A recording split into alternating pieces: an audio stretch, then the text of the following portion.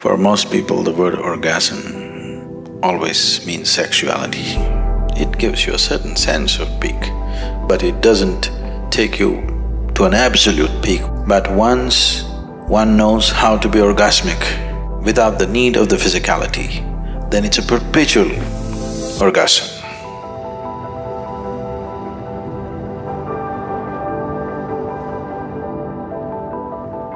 Generally, for most people, or at least in language, if not in experience, for most people the word orgasm always means sexuality, but that's not the fact.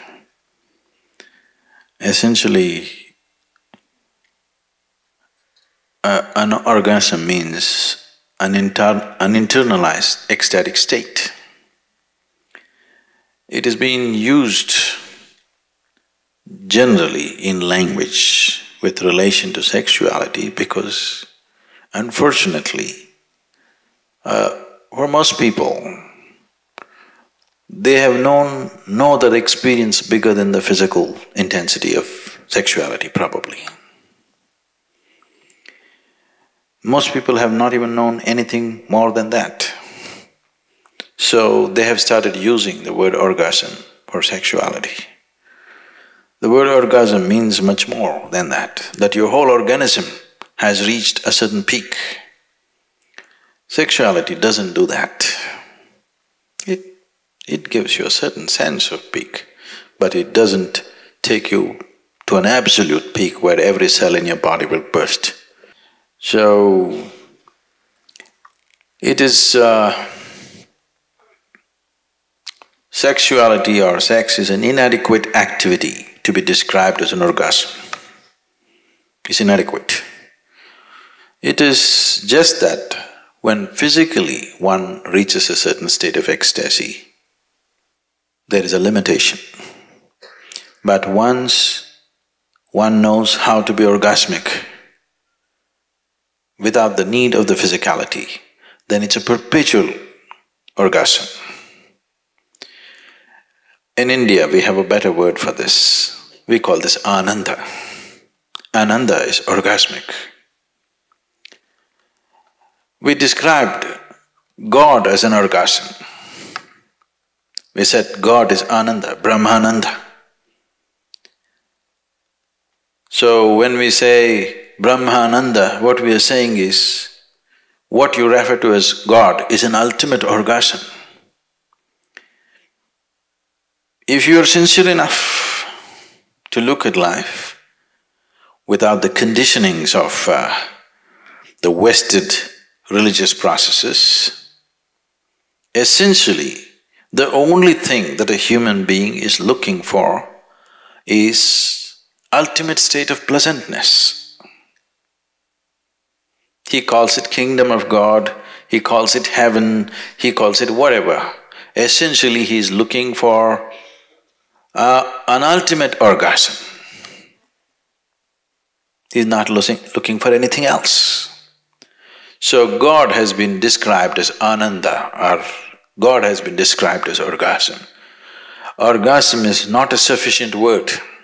Ananda is saying that thing in a much bigger way than the word orgasm says it.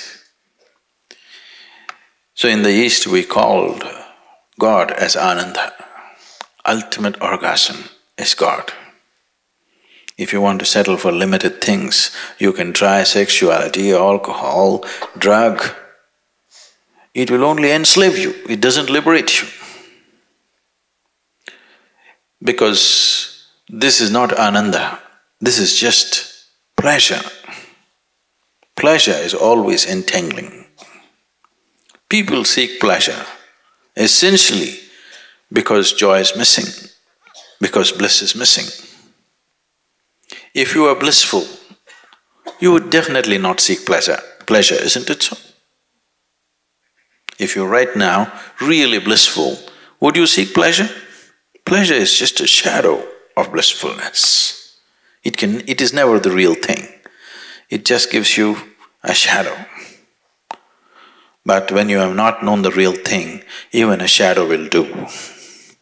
I'm not against it, but if you do not realize the limitation of pleasure, you will get entangled in it. The more and more you seek pleasure, the more and more you get entangled to the objects of pleasure. But the more and more blissful you become, the more and more you become free from everything. When you're truly blissful, nothing is needed. No food is needed, no sleep is needed, even life is not needed. Actually, when you're truly blissful, you're willing to die. Please see this. Only that one who is constantly willing to die every moment of his life, only that one will know life. Because if you do not know how to fall into the abyss of life, you will never know the peak of life. Life is one inside the other, that's the problem. But people think one is against the other because they're using their logical mind to decipher life. Life and death are one inside the other. Are they one after another? They are not one after another, they are one inside the other, please see.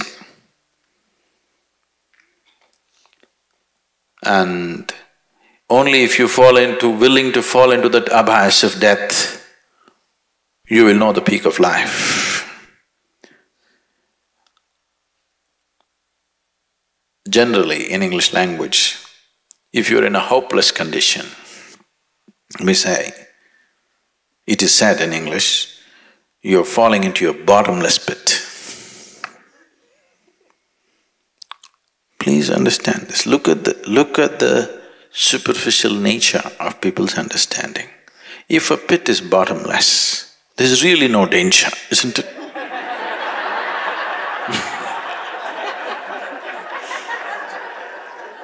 It is the most wonderful thing.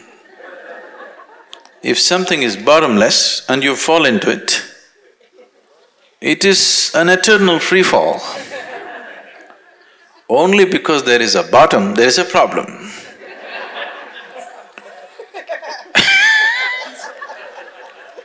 Once it happened, Shankaran Pillai fell off the second floor. And he was hurt. People gathered around him and asked, "Did the fall hurt you?" He said, "You idiots, it's not the fall, it's the stopping."